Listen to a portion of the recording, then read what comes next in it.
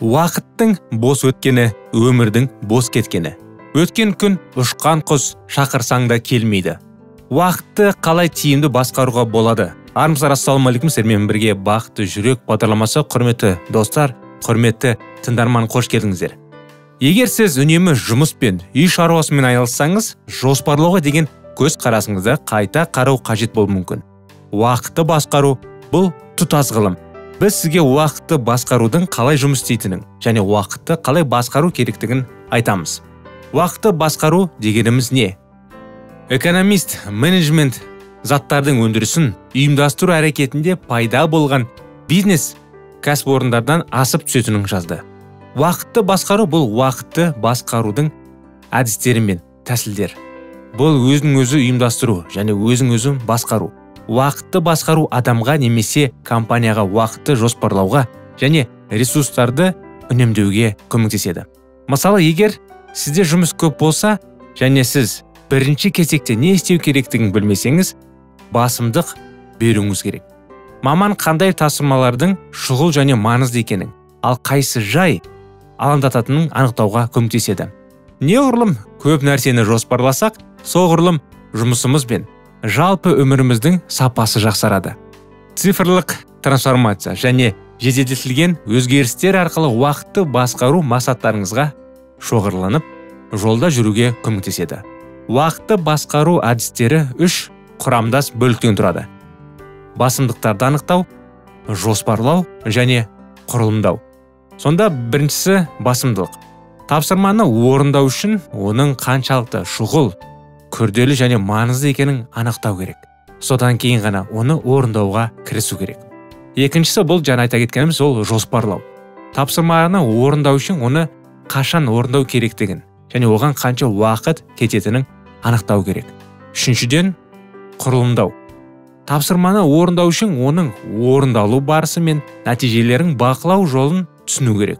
Уақытты басқару әдістерінің көпшілігі құрылымдауға және басымдыққа сүйенеді және тек аз ғана бөлігі барлық 3 принциптің күрделі комбинациясы болып табылады. Біз уақытты басқарудың ең жақсы 15 әдісін қарастырамыз. Сондықтан біздің бағдарламадан алыстамаңыздар достар, тіркелмеген болсаңыздар, тіркеліп қойыңыздар. Қарапайым әдістерден күрделі басқару жүйелеріне дейін достар. Бірінші, бұл кешкі уақыттан дайындық. Әрине, таңертең ерте тұру қиынға соғатындарға кешкі дайындық қолайлы. Жұмыс күннің соңында ертеңгі жұмыс және жеке тапсырмаларды жазыңыз. Осылайша сіз өзіңіздің жұмыс жүктемеңізді алдын ала түсінесіз және тапсырмаларды таңертең асықсыз реттейсіз. Үйден тыс жерде жұмыс істейтін болсаңыз, кешке тапсырма жоспарын, жұмыс киімін немесе түскі асты дайындауға болады. Солай емес пе? Біз кеш жатып, ерте тұрамызда асығып бәрін іздеп ештеңені үлгермейміз. Сондықтан біз уақытқа емес, уақыт бізге жұмыс істеу керек. Сол үшін ертең егерде маңызды бір шаруалар болса, бүгін дайындалыңыз. Бүгін жоспарлаңыз ертеңгі күнді. Тізім жасаңыз керек болса. Келесі ой кем дегенде n минут. Неге олай? Бұл әдіс кейінге қалдыруды жеңуге көмектеседі. Маңызды немесе шұғыл мәселелер болса да, тапсырмаларды кейінге қалдыру. Егер сіз ештеңе жасағыңыз келмесе, әр тапсырманы кем дегенде бірнеше минуттан бастауға тырысыңыз. Кейін 5 минут, кейін 10 минут. Енді істегіңіз келмейді ғой, мүлдем істемегенше, оны бәрі істеу керек екенін білесіз. Ең болса жаңаға айта кеткенде 1-2 минут оған бөліңіз. Келесі ой ол Лейпциг университетінің профессорының айтуынша, бұл адамға өз ойын өзгерту құқығын береді және жағдайды бақылау сезімін арттырады. Ол мүлдем қаламайтын нәрсені істеуге мәжбүрлеп жатыр деп ойлауды тоқтатады. Сондықтан одан әрі жұмыс жеңілдейді. Үшінші, тапсыру мерзімдері. Жұмысыңызды аяқтау үшін нақты мерзімдерді белгілеңіз.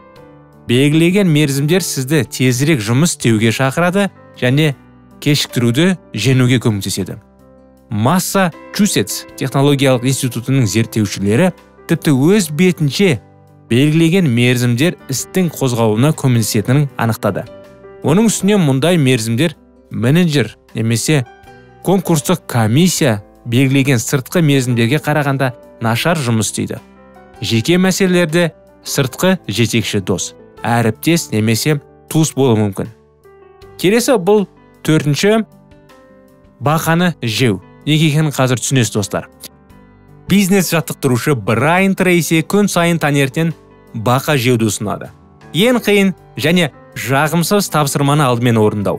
Таңертең сіздің миыңыз ақпаратпен аз жүктеледі. Сондықтан сізге қиын тапсырмаларды жеңу оңайырақ болады.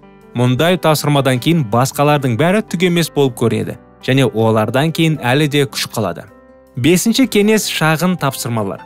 Бұл алдыңғы әдіске мүлдем қарама-қайшы келеді. Шағын тапсырмаларды орындаңыз. 1-2 минут алдымен. Мүмкін болса сол сәтте. Мысалы, поштамен жабдықты тексеріңіз. Сұрауларды жіберіңіз немесе тапсырмаларды таратыңыз. Алтыншы кеңес автофокус. Автофокус әдісі тапсырмалармен жиі жұмыс істейтін адамдарға жарамды. Алдыңғы екі қағида адамды себеп таңдауға міндеттейді. Және бұл міндеттеме сезімі бас тартуды тудырады. Әдістің авторы Марк Форестер алдымен барлық тапсырмаларды бір тізімге жазып алу керек.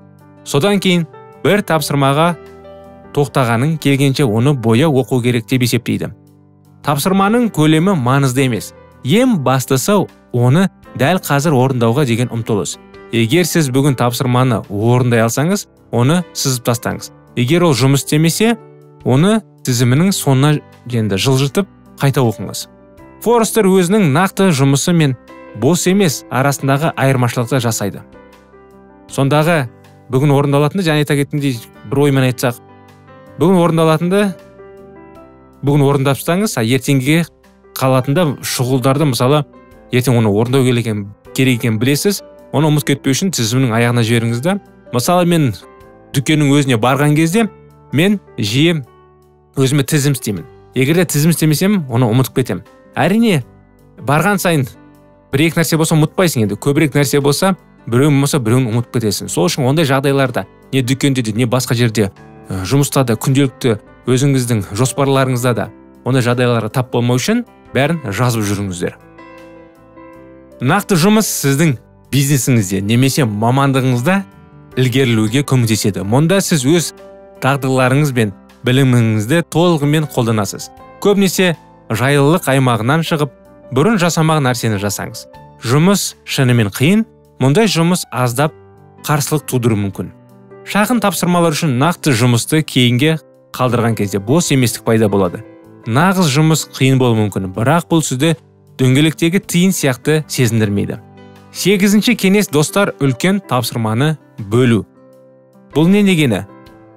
Бұл әдіс пілді бөлшектеп жеу деп те аталады. Жаһандық тапсырма ауқымы жағынан қорқынышты болуы мүмкін. Бастау үшін үлкен тапсырманы шағын кезеңдерге бөлу керек. Оны ыдырату керек, былай айтқанда. Мысалы, жаңа жобаны іске қосу. Жауапкершілігі ауыр және ауыр естіледі, солай емес пе? Бірақ онда нақты қадамдар пайда болғанда ол оңайырақ болады. Қалай сонда? Мысалы, аудиторияны зерттеуді бастау. Кейіннен серікпен талдау нүктелері туралы сөйлесу. Келесі нәтижелерді зерттеу. Келесі зерттеу нәтижелеріне негізделген макет дайындау. Тапсырма нақтырақ болады және енді мүмкін емес миссия болып көрінбейді. Солай емес пе? Мінекей достар, бүгінген біздің уақытты қалай тиімді басқаруға болады деген тақырыбымыз аяқталмады. Біз уақытты басқарудың ең жақсы 15 әдісін қарастырамыз деген едік. Соның 8-ін өттік, қалғанын біз келесі жолы өтеміз достар. Біздің бағдарламаларды өткізіп алмаңыздар, тіркелмеген болсаңыздар, тіркеліп қойыңыздар. Өйткені өкінішке орай біздің көптеген көрермендеріміз тіркелмей көреді екен. Тіркеліп қойсаңыз, бұл сіздерге ешқандай кедергі келтірмейді, ешқандай сіздерге реклама тигізбейді, егер де өзіңіз қаламасаңыз. Оны қалау үшін, біздің бағдарламаларды өткізе алмау үшін, оң жақта тіркелгеннен кейін қоңырауды басып қойсаңыз, біздің апта сайын, аптасына 2 рет бағдарламалар шыққан сайын сіздерге естелік ретінде келіп тұрады.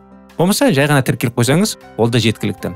Әрине, лайкты аямаңыздар достар, пікірлеріңізді комментарияға қоюға ұмытпаңыздар. Келесі жолға дейін сау саламат болыңыздар.